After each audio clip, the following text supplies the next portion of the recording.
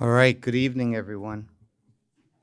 Good afternoon, actually. It's been a long day. It feels like evening. So, good afternoon, everyone, and welcome to the Warren Alpert Medical School of Brown University. I think most of you know me, but just in case we haven't met, my name is Mukesh Jain. I'm the Dean of Medicine and Biological Sciences and the Senior Vice President for Health Affairs. I want to welcome you to the Paul Levinger Professorship Pro Temp in the Economics of Healthcare Endowed Lectureship, given today by Dr. Zach Kohane. Dr. Kohane is a distinguished alum of Brown University, a proud parent of a student that goes to Brown University, and he will be speaking on the generative AI revolution in medicine.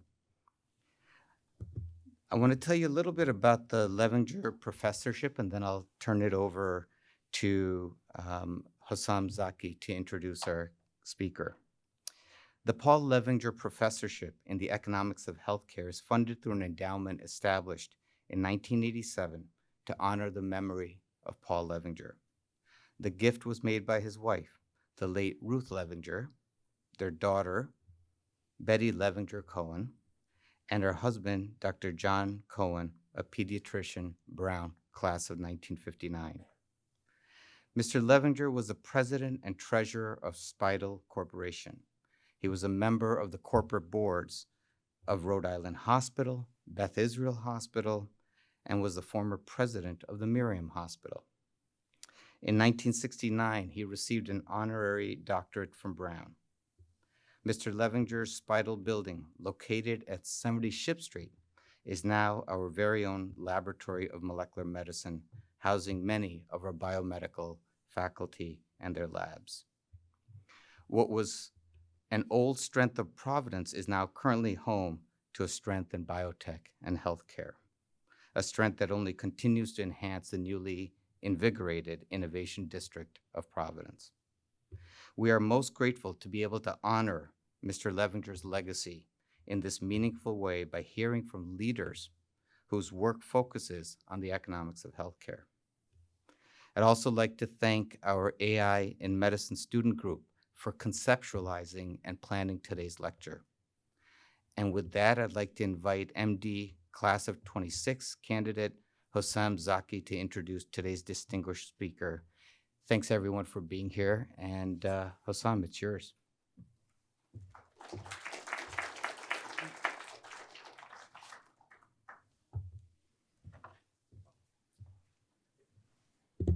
Hi, everyone. My name is Hossam Zaki. I am a second year here at Brown, and I'm one of the leaders of the AI in Medicine interest group.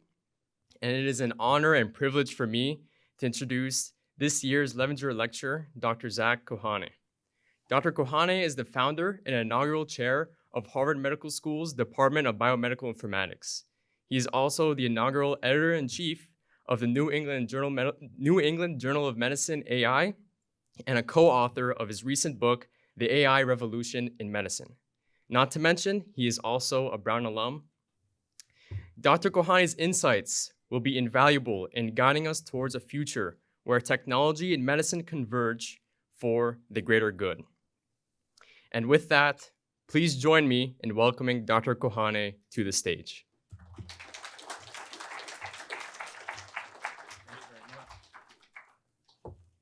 That was a great introduction. Thank you very much. I am so honored to be here for the Levinger lecture. It's really a pleasure, and I'm pleased that the young students who lead your AI medicine group chose me to give you this talk, and I hope I will not overly disappoint. So, I'm going to ask you, someone, how much time do you want me to leave in the hour for questions? 15 minutes? All right, so let's move. So here's what I'm going to talk about. What if medicine understood itself as a knowledge processing discipline? How would it change the way we think about medical care, medical education, medical research? And how does AI change that question? And let me just foreshadow, it's going to change things a lot.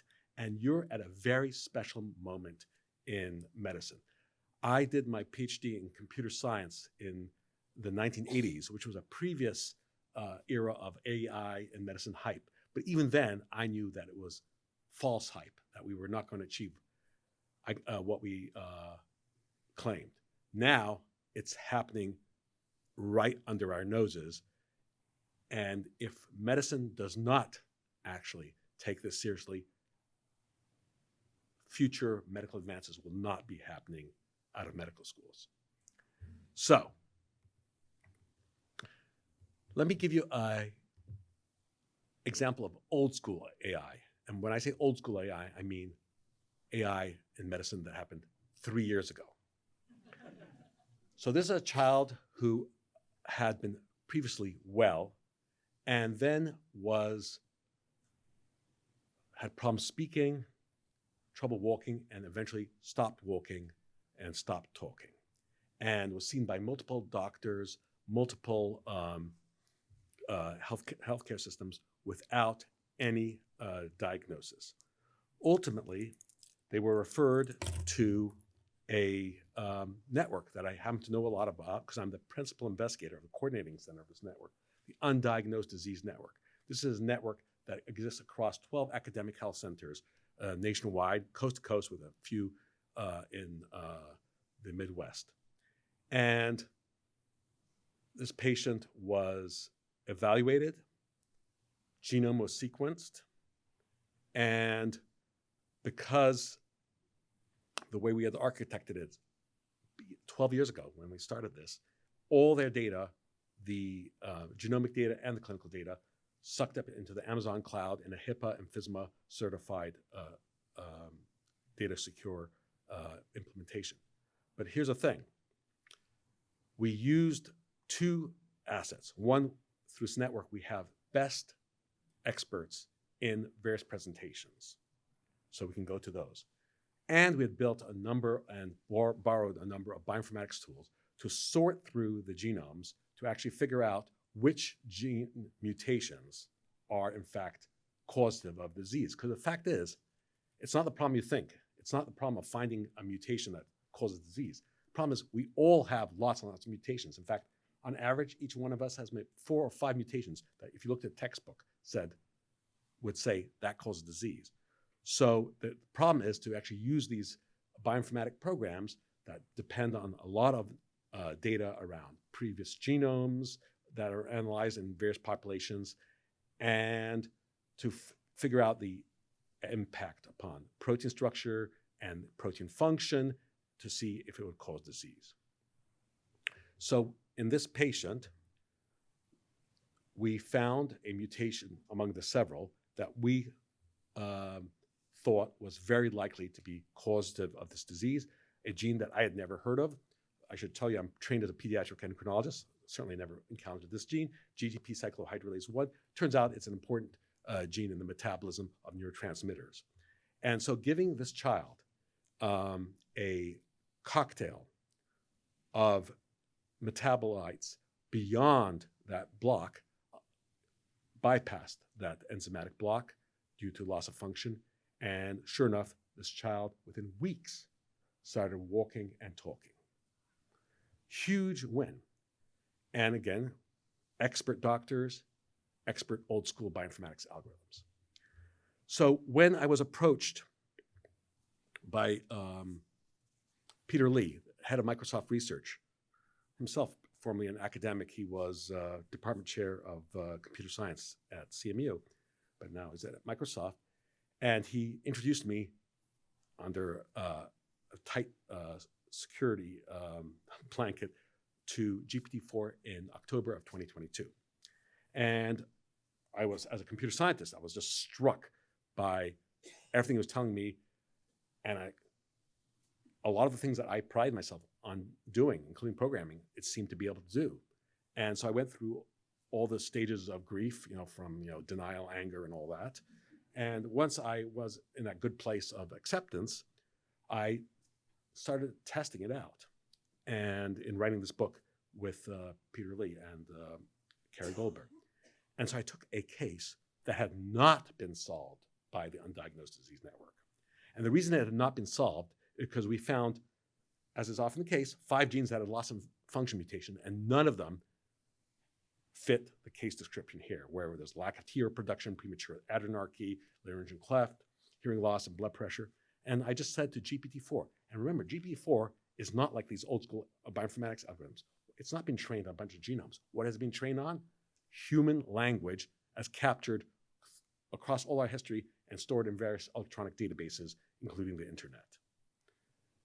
And so this thing only knows, really, how to predict the next word that should be said and what the probability of the next word is, and a variety of words, given a previous sequence of words. That's all it knows.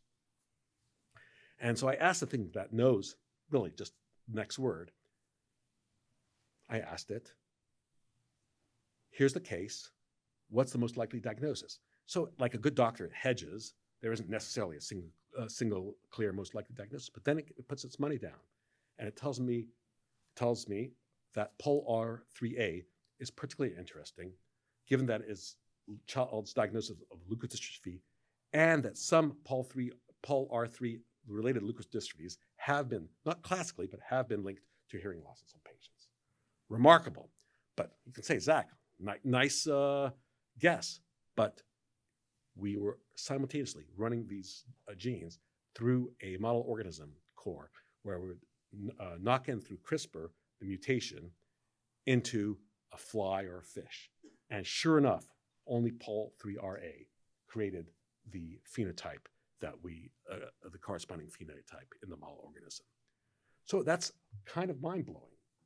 And that this thing, that's basically a lexical language supremacist, can actually do basic rare disease diagnoses at a very, very high level. And you have heard, I'm sure, about its ability to hallucinate and its incompleteness and its not being up to date. All these things are, in fact, true. But I'm here today to tell you, do not focus on those things.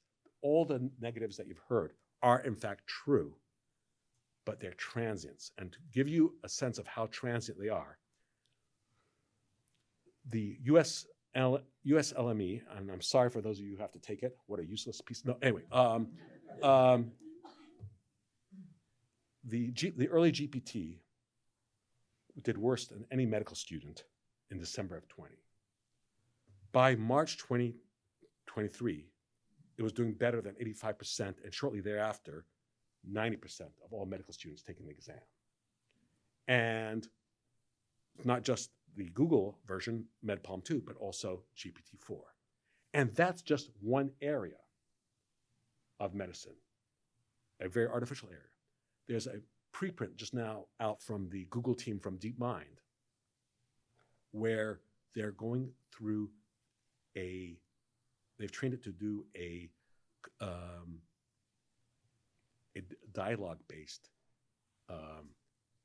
investigation of a patient's diagnosis, calling out leading hypotheses, what is the missing data, following questions for missing data in a style that has been modeled on actual dialogues.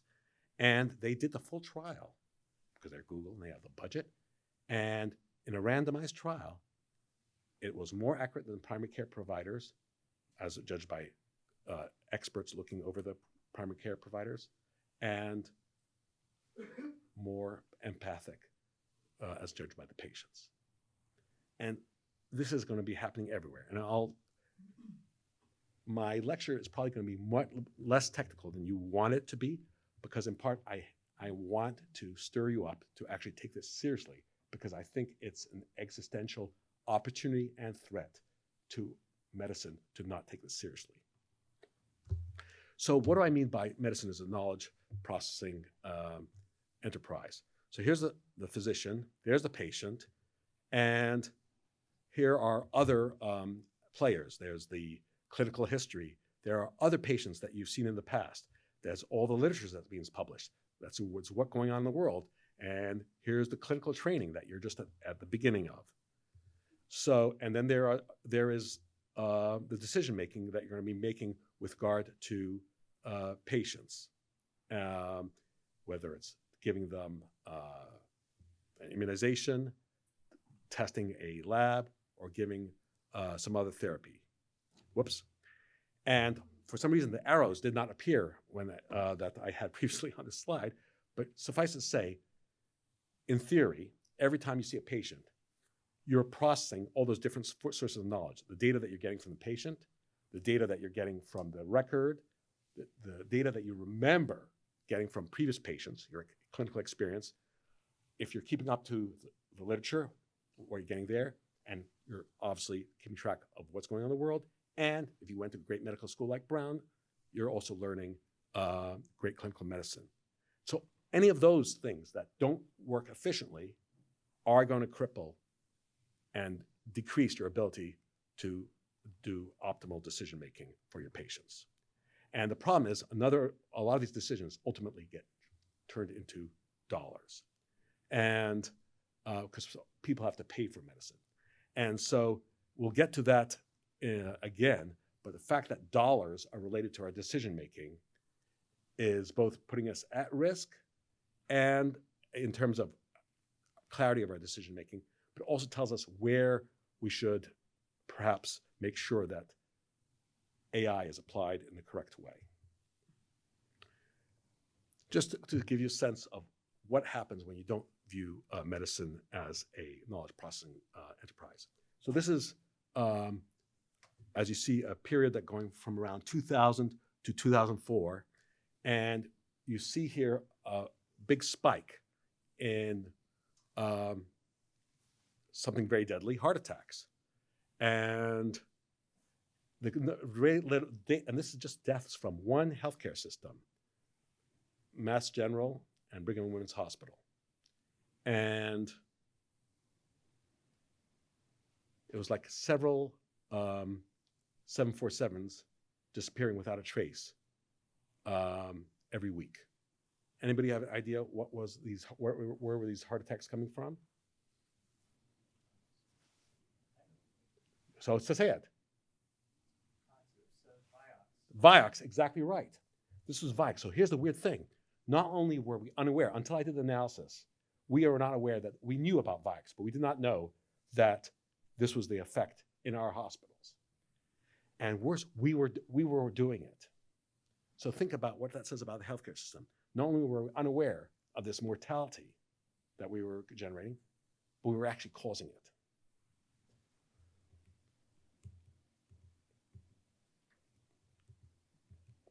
So I want you to think about this now. When COVID came out, I would, like the rest of you, was hearing about a lot that was going on in Europe and China. And I was getting various bits of information from various dialogues. It was like a telephone game. It was incomplete at best. And so what I did is I used a network that I had built over previous years, something called I2B2, which is an open source software stack to extract information out of electronic health records across literally hundreds of healthcare systems. And I reached out to a bunch of colleagues, and in 4 weeks, we were able to get a clear idea of what the coagulopathy, inflammation path, and the kidney damage was, and the kidney damage was happening from day one onwards. So we had a very clear idea of the clinical course. And we did this whole thing. We published it on the preprint server within 4 weeks. But here's the problem, which is I then saw that there was a paper that scooped us. There was a group at the Lancet that had published in the Lancet and in New England Journal of Medicine that had done this in many, many more hospitals than we had. We had done it across a few hundred hospitals in 5 or 6 countries. They did it over many, many more countries. And I said, how could this be? How did they scoop? They must be so incredible. And then I looked at it and I got very suspicious. I talked to my friends at New England Journal. I said, there's something going on here. And so these are 2 papers that were about the epidemiology of COVID and about the efficacy of treatments at that time that passed statistical analysis in both Lancet and New England Journal of Medicine that were total frauds. This is from a group called Surgisphere. And because no one understood the data generation process that would result in electronic health record data that would be required, they were, of course, the statistics were just fine because they were engineered to be just fine, but they had no way of actually independently understanding that it was impossible that they had done what they had done. And I want you to think about whatever, these are our two leading journals, don't know how to evaluate real world data. So we're not taking ourselves seriously as a knowledge processing enterprise. So a counterexample is what was happening in Israel, because Israel has fully socialized medicine. 4 HMOs cover all the care, and therefore there's no way you can escape the healthcare system. If you're not seen at Mass General Brigham, if there's no record of you, it doesn't mean that you died or that you disappeared, it just means that your care happened elsewhere. And because of socialized medicine in Israel, they have the entire health record over a 20-year span for the entire population, whether Bedouin or Orthodox Jewish or secular Jewish, they have it all there. And so they were able to run causal inference studies where you simulate a randomized controlled trial using observational data. And this was a really important study that they did that demonstrated the efficacy of the vaccine. And it's a challenge to do this because you have to know about the demographics, geographics, health status, cautiousness, and in other words, to compare those who did versus who did not get the vaccine, as if this was a randomized controlled trial. You have to know a lot about these patients and how socioeconomic status, for example, informs us. We don't know about the socioeconomic status of our patients in a systematic form. They actually did this because they put in a lot of infrastructure work ahead of time. And so when you're asking about exposure and outcome, whether the vaccines do result in outcome, you ask yourself, what are the confounding variables? And only if you do actually have all the confounding variables. By the way, I should have used my laptop because you guys distorted my slides.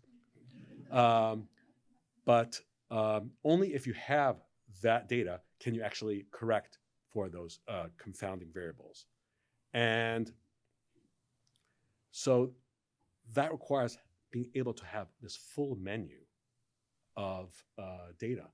I can tell you, we don't know how to do this in the United States, not because we're stupid, because our healthcare system does not optimize and value our monitoring of the healthcare system, our instrumenting of the healthcare system sufficiently to do this. They do. And why is that? Because they have to pay. The country's coffers are at risk. We're still largely fee-for-service, so we can actually afford to do stuff and not know exactly the impact of what we're doing. Also, unfortunately, we don't teach math very much. And so I remember when I first year in medical school, someone put up a differential equation on the board. They got hissed at. So this was a study that was done 35 years ago at the New England Journal of Medicine. They asked a bunch of Harvard medical schools and doctors. Let me pick on someone, Hassan. So Hassan, as you know, is really great, but he is acting a little bit erratic. And I have this new test for schizophrenia. And this test is great. It's 100% sensitive, but it's 95% specific. And schizophrenia in the population we're looking at, young medical students, is 1 in 1,000.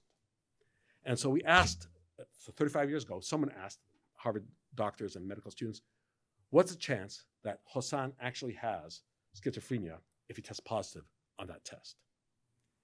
And I wish I had more time to torture you Socratically, but I don't. So instead, I'll just tell you what the answers were. About half the doctors back then and medical students said greater than 90%, and half of them said 2%. So one of my students ran the same study 30 years later, and at Harvard, and got the same results.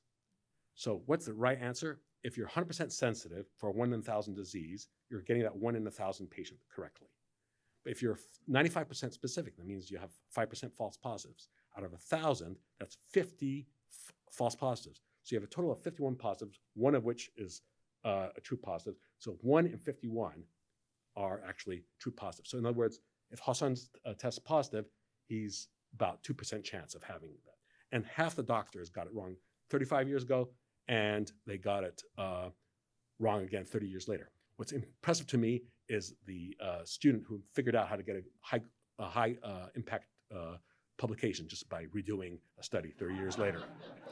That's medical school optimization.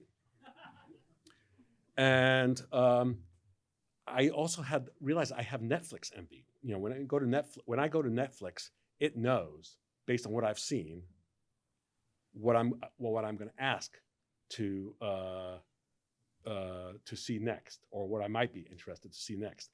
We cannot do that in medicine. Why? Because unlike Netflix, we don't have all the data. We don't share the data. You know, Netflix made a competition, international competition, to see if people can come up with better recommender systems, and they did. We don't share our data. In fact, in terms of sharing data, this cartoon is kind of all right. Your previous provider refused to share your electronic medical records, but not to worry, I was able to obtain all your information online. And in fact, there's a lot of truth to that, because a lot of your data is shared, but not for clinical care, because the regimes for sharing clinical care for making money is different for sharing clinical care for doing research. Paradoxically, it's much harder to do the latter. And one of the things I did get very worried about was, initially, I was very excited about an announcement that the Obama administration was going to invest billions of dollars in creating electronic health records to have all data. That was a wonderful thing. But then it became apparent that they were going to use technology that was state of the art for maybe 1980. And I say that advisedly, because the mumps language, which underlies, for instance, Epic and many other electronic health vendors, where does the mumps come from? The M in mumps come from? MGH. It was built at Mass General Hospital in 1966. And so this hospital-built EMR is what powers still most of medicine. And so I wrote an article with my friend Ken Mandel, also a Brown graduate, and we said, this is the year the iPhone came out. Why can't healthcare IT be more like the iPhone? If I don't like my camera application, I get another camera. You know, I just delete the first one and download a new camera application. The problem is, if I don't like my medication reconciliation system in my EHR, I first have to delete the C-suite who spent $100 million acquiring the EHR, so I can get another EHR to do it. There's no modularity. And so why can't we have that? And so that led, I think the feds got worried about us, so we got $10 million from the Office of the National Coordinator to actually show how you built modular apps on top of the electronic health record, something called Smart and Fire. And what happened is that this went from an idea to an implementation across the 6 out of 7 top EHR vendors. But still, even though the EHR vendors used our API, Application Programmer Interface, Smart on Fire, to sell themselves to Department of Defense and VA as being standards compliant, they actually guarded it. And I was very pessimistic that we would have an impact. But then what happened, it's always, as I used to tell my residents, better lucky than smart. There was a doctor by the name of Ricky Bloomfeld, who was at Duke, implemented our API on top of Epic at Duke, and then he got hired by Apple. And he took our Smart and Fire API and put it at the center of Apple Health. So now Apple Health accesses data from over 800 hospitals in the United States. So it's tens of millions of patients. So now this data is liberated, and you can actually do decision support and active computation on computable objects in the iPhone. You're only seeing the tip of the spear of that, but that's an that's going to be part of the disruption, is that the data is now, by virtue of the 21st Century Cures Act, which demanded, in fact, the 21st Century Cures Act, specified by name are the API that we developed, Smart and Fire, and it's required to allow computable access to patient care. Think about the industries that are going to be able to now look at populations without having to go to hospitals. And surely this will not be the first time that a direct consumer business gets created through mass appeal. At the same time, we're screwed. We're getting older, we're getting grayer. Not you, but me. And here are AMC forecasts for not very long from now, 10 years from now. They're estimating between 124,000 and 37,000 missing doctors. Not for those of you like Hassan who are going to go into interventional radiology. They'll be sitting, counting their money and doing just fine. But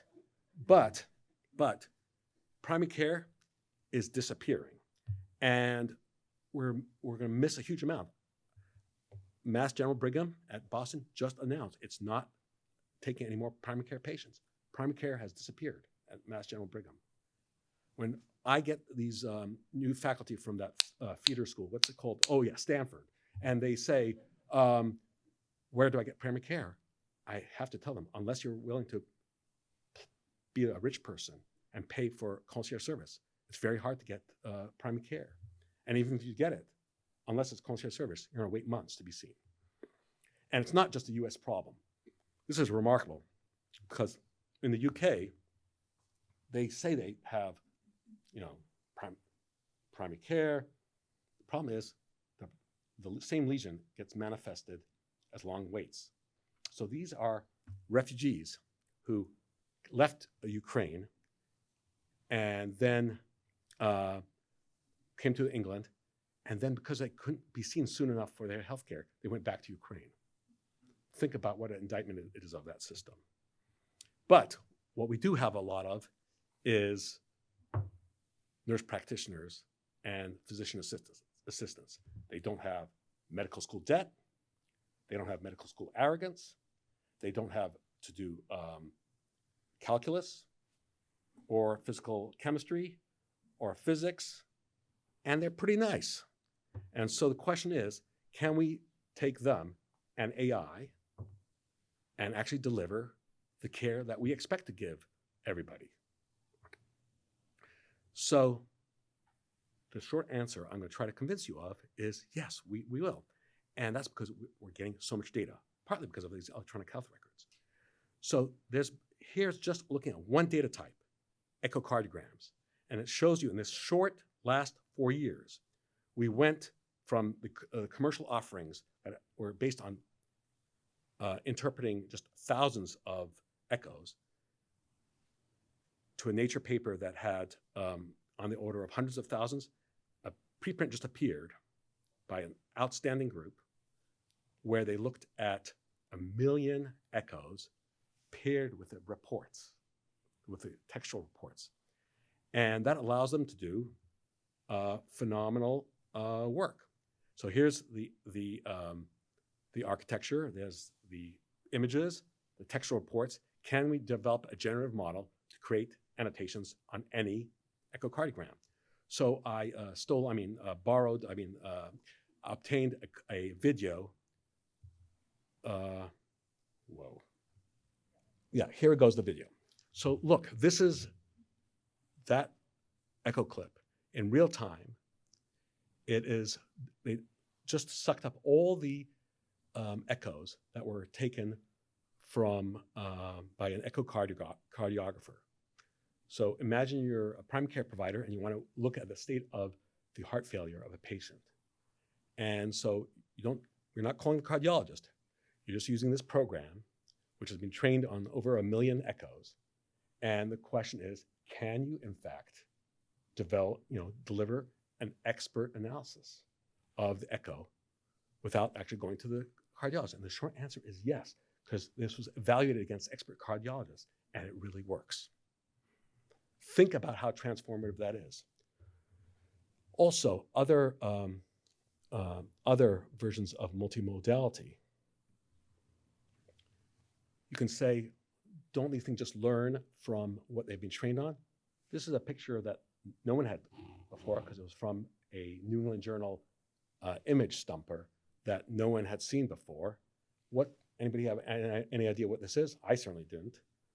And so I gave this program this image and the text that came with it, but I actually removed one piece of information from that.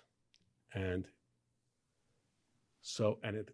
GPT-4 analyzes it, and it looks at the text I give it, and it comes up with a diagnosis.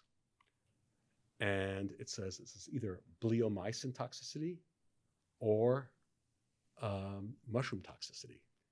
And here's the thing. The doctors who had gone against that image didn't perform that great. And the text did include the mushrooms. I had removed the mushroom annotation, and it still figured it out. Think about as this gets better and better, what's this going to mean for primary care, where you're going to be able to look at every dermatological presentation and not have to pay for those dermatologists who had to put in 6 papers to get accepted to a decent dermatology program. In the interest of time, I'm going to move by this graph, which explains how the text and image inform diagnosis differently. But here's why we need to continue to be involved. In the middle of COVID, early in COVID, Epic came up with a predictor of deterioration, and they implemented it in a few hospitals. But some friends of mine at the University of Michigan, who also had an Epic system, applied the same algorithm, and they found out it was poorly calibrated. In other words, it was not accurate. Why is that? Because the patient mix was different, the medicine practice was different, the case mix was different. And Epic neither published this nor had it peer reviewed. And in fact, 6 months later, COVID itself had changed so much, and our treatment of COVID had changed because we knew about glucocorticoids, that the original hospital which had it switched it off. So this is being used in our care, and these electronic health record systems really control our C-suite because of the financial investment that they have made. And so if we don't understand how these things work, we're going to be in deep trouble. Why is this man so sad? This man is so sad because he's an expert Go champion, and he was defeated by AlphaGo in Go. And this was several decades after the first chess program beat Kasparov. And how did AlphaGo work? It works not by the old way of giving it all the grandmaster moves. We just said, play yourself millions of times. And what it did, it rediscovered all the grandmaster moves and then went beyond and found better moves. And so couldn't we apply this to medicine? So Andrei Karpathy, who was then at Tesla, did an analysis of which domains are good applications for the kind of reinforcement learning that AlphaZero and AlphaGo do. He said you have to be deterministic. That means not probabilistic transitions. You know what board game was played, what board move was played. It's fully observed. You can see the whole board. The action space is discrete. You're either on or off a black or white square, not halfway. You have access to a perfect simulator, which we do for Go. And each episode of the game is short, and evaluation is clear. And there's lots of human play. But that's not true of physiology. It's not true of disease course. It's not true of drug response or surgery. In other words, medicine is neither discrete, it's probabilistic, it's not fully observed, so it's not a good domain for this. What is the one domain of medicine which actually fills all these criteria? No, radiology is still probabilistic. Nice try. What else? But I like that you tried. What? No, it also is probabilistic. guys, they're not teaching you the real medicine. You know the matrix? They're not teaching you the matrix that lies behind medicine. And what is that? So a study done by my colleague David Cutler at the Kennedy School and Business School he published this amazing paper back in 2022. And he rated all the parts of medicine and said which of it are the most ready for AI. And for each medicine area, he said, what is the impact going to be? Low, medium, or high? And where are we in readiness? Development, pilot, scaling, and mature. There's only one area, and that is billing. You see, I gave you a hint before, money. Money is what wags the tail. And so billing, the rules are there, they're explicit, it's discrete, it's observable. And when I first presented this a few years ago, I had a bunch of people from Andreessen Horowitz come to me and say, that sounds like a great company, we're gonna do that. And because that's where the money is. And being able to actually optimize on reimbursement and billing, you know that beneath all our hospitals, basements full of gnomes, just upcoding our discharge summaries. And meanwhile, there's a bunch of gnomes at each insurance company saying, how do I actually deny this care or downgrade it? That, as much as we spend time thinking of all these things to make it good for patients, there's much more money going into that activity. And that's where our technology is the most mature. That's where it's going to be happening first. And at the same time, what's been fascinating, and this is why you should be careful, is we have released generative AI to the general public, not just to doctors. And so this patient, this boy, really bright kid, was not chewing, then not walking well, and then had incapacitating headaches. His mother took all the reports, including the imaging reports, typed them into GPT-4 and asked for a differential diagnosis. She didn't use the word differential diagnosis. And it said tethered cord. And then she went to a neurosurgeon with a diagnosis and all the materials. He said, yeah, it's tethered cord. Changed the kid's life. This patient seen by lots of competent doctors. Think about what's that saying about our healthcare system that's not taking the power of information and our information processing seriously. There's an important conversation that I don't have time for about how are we going to evaluate these. We know how to evaluate narrow AI, like does the patient have retinopathy or not? That's a standard FDA procedure, and there's over 500 software as medical devices that have been approved by the FDA. But this is a general purpose. So how do we actually evaluate? I don't know. Can't evaluate it like we evaluate you, because in addition to you passing your tests, there's other things that we can assume about you, for the most part, that you're decent human beings, for example. We can't, these AIs are not embodied intelligences in the world. We don't know about how they will react. And so for the general purpose of medicine, we just don't have a good predictive model. So what are the implications? So the implications is there's going to be a sea change in healthcare with AI. And it's happening faster than regulation. It's already out there, it's being used. Doctors are using it in ways that they should not be allowed to use it, because, for example, if you use ChatGPT that's going directly to OpenAI, that's not HIPAA compliant, but still you're having doctors who want to be saved a few minutes. They'll stick in a clinic note to ask it, GPT-4 to generate a pre-authorization request, but it's not, they're theoretically they're literally in HIPAA violation. And our educational system is not keeping up with it. And so we have patients who are not coming with sheets that Google pointed them to, rightly or wrong. They're coming up with sophisticated differentials. We're not teaching students how to use this or how to react to patients using it. There are many ways that clinical research and basic research is going to be accelerated.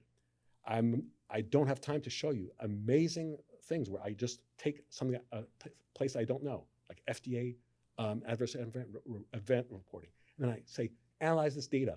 Tell me what are the most common adverse events for DMARDs.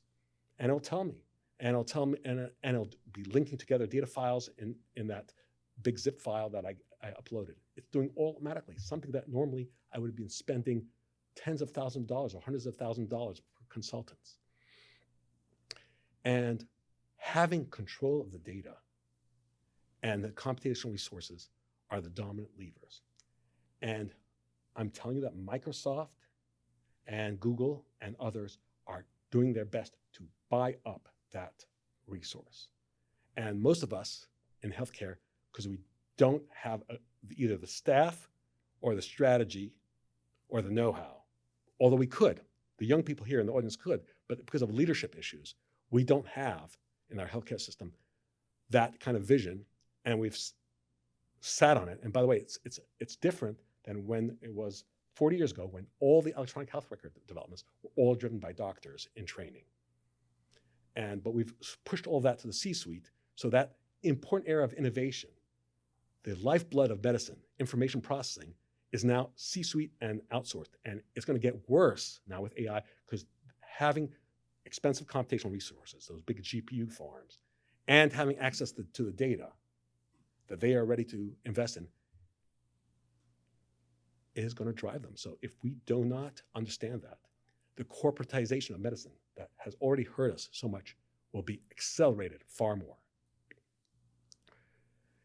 At the same time, people who don't understand medicine are going to be interpreting these data in ways that are incautious or silly, but we will not be at that decision point, and we will not be informing them. And so there's really urgency for our educators and our science leaders to get with these tools, start using them. Ask questions. You know what?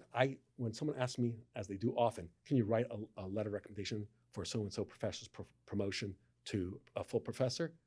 I say, sure, I'll write a paragraph. They said, no, we want the full thing, Zach. I said, okay, be that way. So I take their CV and I tell GPT-4, write me the full 4-page thing, and then I just edit a bit and they send it off and they're so grateful. But use it all the time in different ways. See what it can do. Find out what it cannot do. If you're not using it, you're like those kids who are coming out of college in 1990 and still do not know how to use word processors. This thought processor is something that is going to accelerate you and us. And yes, so the time for educational and clinical implementation by medical literature, this is the time we have. It's a unique time. If we don't do it, I can tell you, I can see the business plans pouring into from VCs who are trying to sell me on various board memberships. They are planning for this, and we're not. And if we don't do it, we're going to be left behind. I put my own, I'm walking the walk, not just talking the talk, by virtue of creating this new journal, NEGMAI. We had our first issue. I strongly recommend it. We have this very entertaining NEGM AI Grand Rounds where you'll hear us speaking to luminaries. We have by invitation only, but Brown has a special get out of jail card for me, by invitation only conference that we have every year in Puerto Rico. And at the medical school, I've been teaching now for 5 years a course where we say, you have to know how to program, and we'll teach you about computing and AI and all that. And of course, I don't believe any of the students who say they can program, so I've made sure that we have a bunch of TAs overseeing these students to make sure that they don't waste all their time debugging their programs.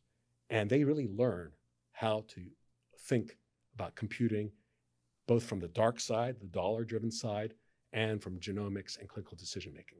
So with that, thank you.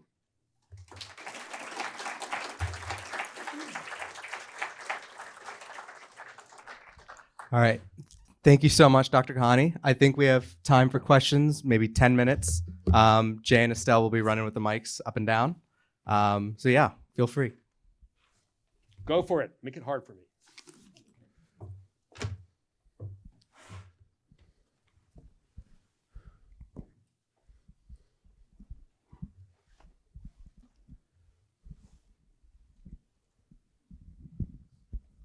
Eye-opening talk. Thank you very much. Perfect. I have two questions. One is 23andMe has been sharing vast amount of genetic data with large pharma, like GSK. Yes. And I am sure, I guess they are using AI for drug development. Yeah. So how worried should we be? And second comment, recently it was on the news that United Arab Emirates has set up an AI council Yeah. to consult the government. Yes. So those are the two things. So 23andMe, there are lots of companies that are using various data sets that involve people at scale. So Amgen bought the data assets of all the country of Iceland for their genetic discovery. And so I think we need, as a society, to have an opinion about what are the legitimate uses of our data and how do patients have a voice in deciding whether their data gets used or not. In other parts of our consumer life, we are allowed to make an opinion, not always the right one, but we are allowed to. In medicine, a lot of these hospitals are just arrogating themselves that decision. I think there needs to be a public discussion, both about who gets the data, under what conditions, and for these AI models, what data is going into it, what was it trained on? In GPT-4, for example, we don't know. And it matters a lot because the way I work up a patient depends, are they here? Are they in India? What is their family history? And what's their environmental exposure? We don't know anything about those data. So there's a whole bunch of policy work that has to be done in this area.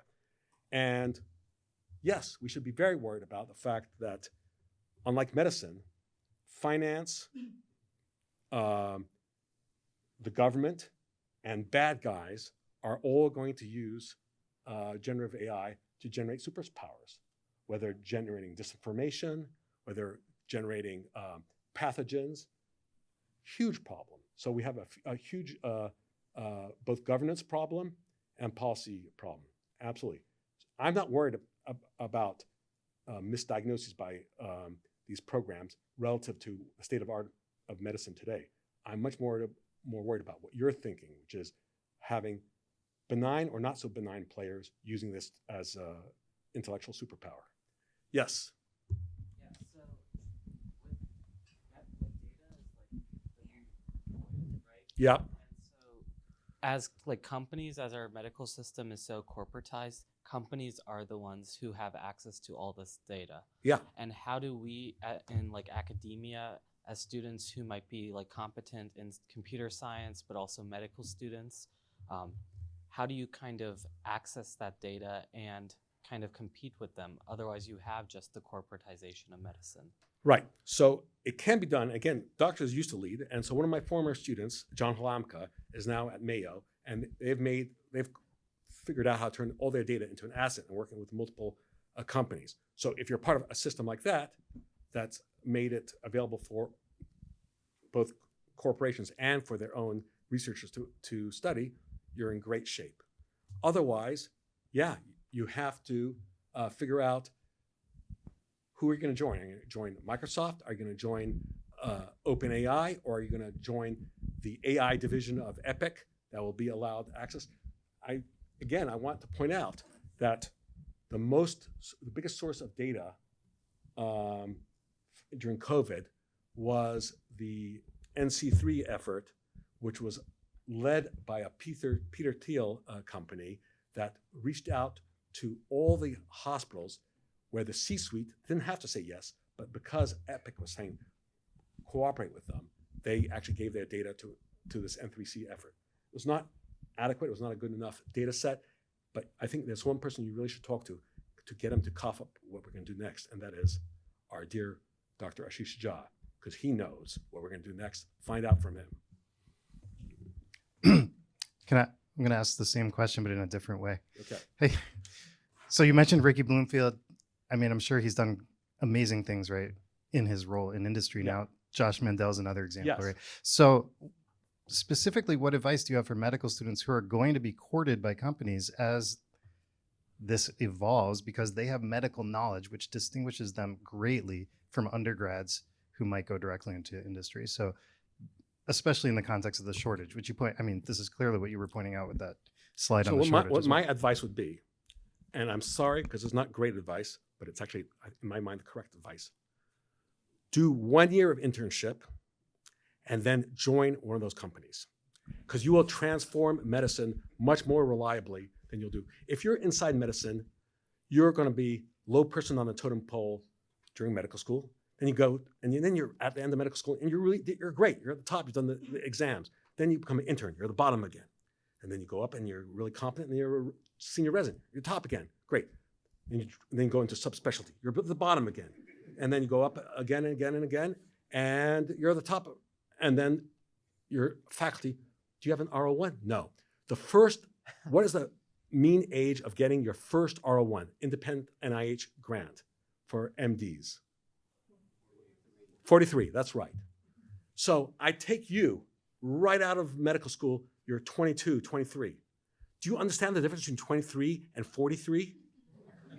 Do you know how much you could get done in companies that are actually empowered to change medicine, as opposed to you just doing what the man tells you to do for the next 20 years?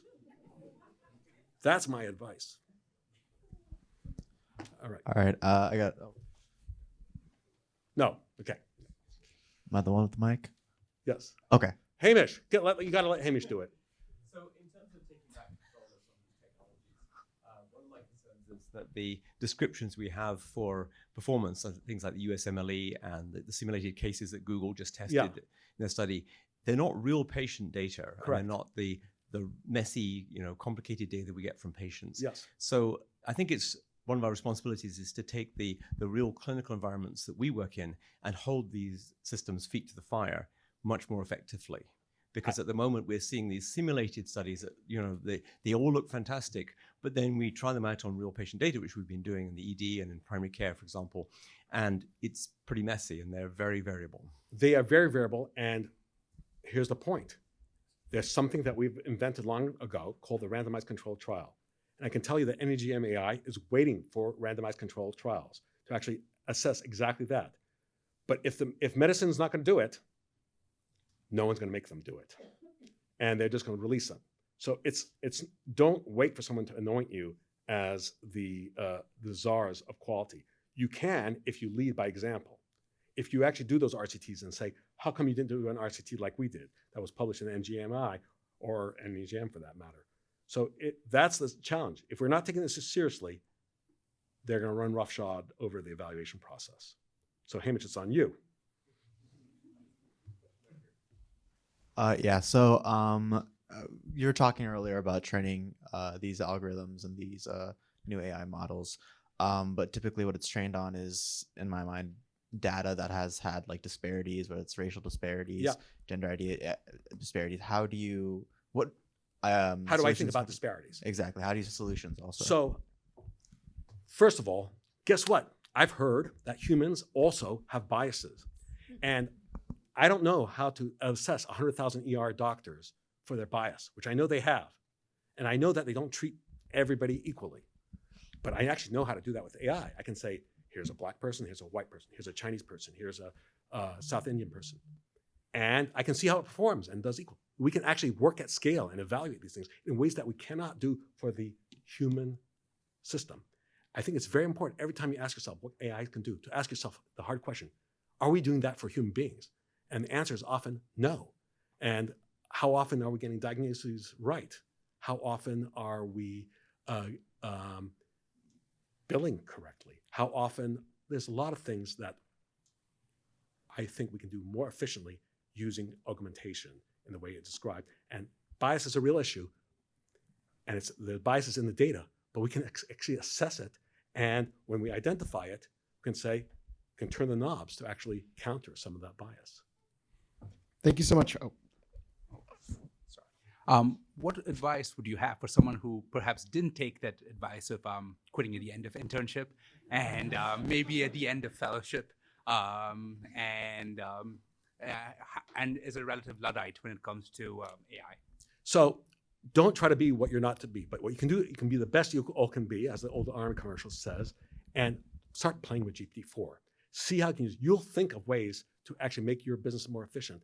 And because the people who actually experiment in that way, you know how many doctors, for example, look up the latest publications? Tiny fraction. So doctors who actually see how could I use GPT-4 in its current way to improve my business, it'll make you a leader. And so I would say really dig deep.